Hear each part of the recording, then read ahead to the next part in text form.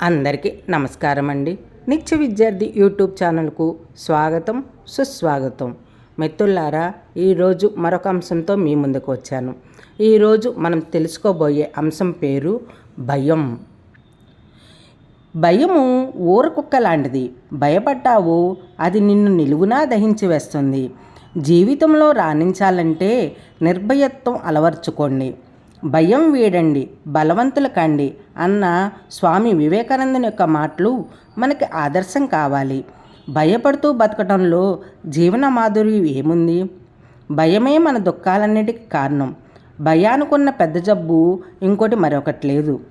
నమ్మకము, ఆత్మవిశ్వాసము జీవితం పట్ల ఆచరింపచేస్తే జీవితము మొత్తము పండిన పూలతోటే అవుతుంది. కష్టాలు పర్వతం అంతగా కనిపించినా, పరిస్థితులన్నీ భయంకరంగా నిరాశజనకంగా ఉన్నా బెదరకు అదరకు. మనలో ఎన్నో బలహీనతలు ఉండవచ్చు, అంత మాత్రాన బాధపడవలసిన పని లేదు. వాటిని అధిగమించే బలం కూడా మనలోనే ఉంది. నిరాశ, భయం అనేవి చాలా ప్రమాదకారులు. మన మనసులో ఏమాత్రం చోటు దొరికినా లోతుగా పాతుకుపోయి మనని కష్టాలకు గురి చేస్తారు. కష్టాలు, విఘ్నాలు కొందరికే పరిమితం కాదు. అవి అందరినీ ఏదో ఒక సమయంలో పలకరిస్తూనే ఉంటాయి. అంత మాత్రాన ఎవరైనా రోజు కష్టాలే ఉండవు అనుకోవద్దు. కాకపోతే వారు వాటిని ఎక్కువగా గుర్తుంచుకొని బాధపడుతూ ఉండటం వల్ల ముందు వెళ్ళలేకపోతున్నారు. కాబట్టి ఒక మాట చెప్తాను మిత్రులారా, పసితనంలో పట్టుకొని నిలబడాలి, పెద్దయ్యాక దేనైనా తట్టుకొని నిలబడాలి. ఇదేనండి జీవితము. ఓకేనండి.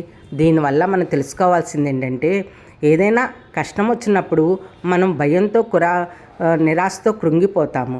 కానీ ధైర్యం తెచ్చుకొని వాటి నుంచి ఆలోచిస్తే మార్గం సులువుగా దొరుకుతుంది. మహాత్ములకు కూడా ఉంటాయండి కష్టాలు, ధనవంతులకు కూడా ఉంటాయి కష్టాలు. అందుకే మన పెద్దలు అంటారు ఏమని, సీత కష్టాలు సీతయి, పీత కష్టాలు పీతవి అని. అంటే మహాస్వాది అయిన సీతకు కూడా కష్టాలు ఉన్నట్టే చిన్న ప్రాణి, అల్ప ప్రాణి అయిన పీతకు కూడా కష్టాలు ఉన్నాయని మన పెద్దలు చెప్పకనే చెప్పారు. అలాగే బాధలు, భయాలు కూడా, దుఃఖాలు కూడా అందరికీ ఉంటాయి. ఏమని చెప్పంటారు మన పెద్దలు, ఎంత చెట్టుకు అంతే గాలి, చిన్న చెట్టుకు చిన్న గాలి, పెద్ద చెట్టుకు పెద్ద గాలి, అలా ఎవరికైనా ఉంటాయి. ఓకేనండి. ఈ విషయం మీకు నచ్చిందా? నచ్చితే వేరే వాళ్ళకు కూడా షేర్ చేయండి, వాళ్ళు కూడా తెలుసుకుంటారు. చూస్తూనే ఉండండి నిత్య విద్యార్థి యూట్యూబ్ ఛానల్. థ్యాంక్ యూ మిత్రులారా.